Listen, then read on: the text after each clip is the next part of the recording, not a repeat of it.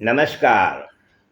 ઓમ વક્રતુંડ મહાકાય સૂર્યકોટિ સમપ્રભુ નિર્વિઘ્નમ કુરુ મે દેવ સર્વ કાર્યેષુ સર્વદા.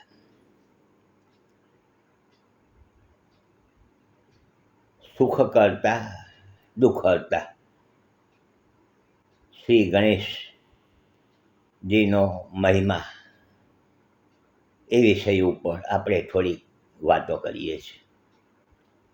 ગણપતિ દાદાની વાતો નથી કરતા, પરંતુ ગણપતિ દાદાનો જે ઉત્સવ ચાલુ થશે અને આપણે એમના થોડાક ગુણગાન ગાઈએ, રિદ્ધિ સિદ્ધિના દાતા છે, વિઘ્ન વિનાયક છે, અને એમનું નામ સ્મરણ આ રીતે પણ જો આપણે લઈએ, એમને યાદ કરીએ,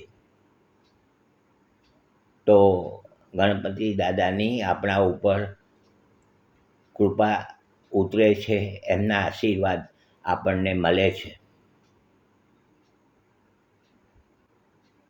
આપણા હિન્દુ સંસ્કૃતિમાં ગણપતિ દાદા વણાઈ ગયા છે. આપણા અંદર કંઈ પણ કામ શરૂઆત કરવાની હોય ત્યારે આપણે પહેલાં એમનું નામ સ્મરણ કરીએ છીએ, એમને યાદ કરીએ છીએ.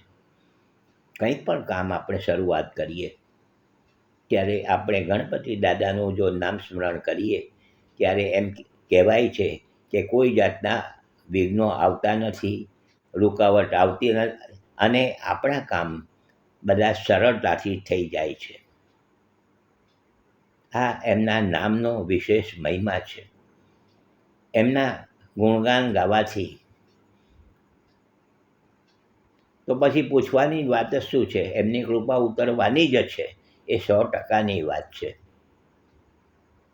આ ગણપતિ દાદાનો જે ઉત્સવ ઉજવાય છે તે મુખ્ય તો પહેલાં મહારાષ્ટ્રની અંદર આટલું વધારે આપણું હિન્દુસ્તાન ભારત આઝાદ થયું એ પહેલાં શ્રી લોકમાન્ય તિલકજીએ આ ઉત્સવ ચાલુ કરાવ્યો હતો, અને આજે તો મહારાષ્ટ્રની હદ ઓળંગીને ગુજરાતમાં પણ ખૂબ વિશેષ પ્રમાણમાં આ ગણપતિ ઉત્સવ ઉજવાતો થઈ ગયો છે.